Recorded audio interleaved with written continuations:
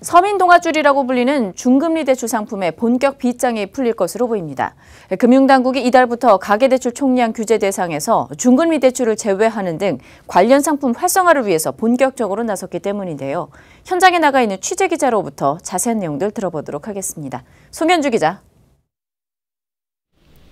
네, 저는 지금 중금리 대출 활성화 간담회 자리에 나와 있습니다.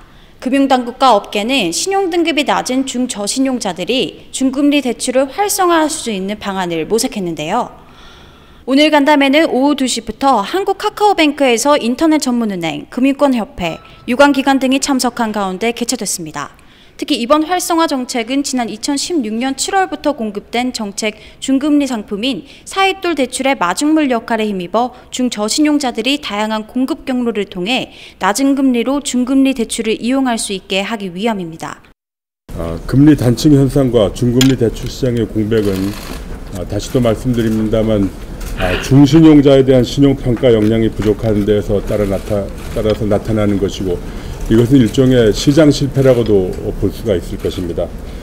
이러한 상황에서 중신용자들은 자금 조달 애로에다가 고금리 부담이 가중되고 있고, 이를 위해 먼저 사입돌 대출 지원 요건을 은행, 상호금융, 저축은행 업건별로 완화해 지속 공급한다는 계획입니다.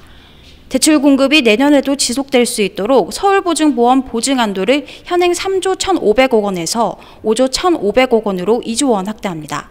또 인터넷 전문은행 및 카드론에서도 신규 중금리 상품이 출시됩니다.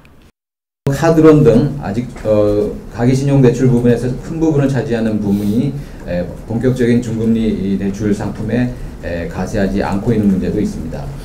중금리 대출 금리 기준 등의 업건별로 상이한 비용 구조 등이 충분히 고려되지 않음에 따라서 금융회사의 금리 인하라든가 차주를 선별할 수 있는 그런 유인이 미약한 측면이 있습니다.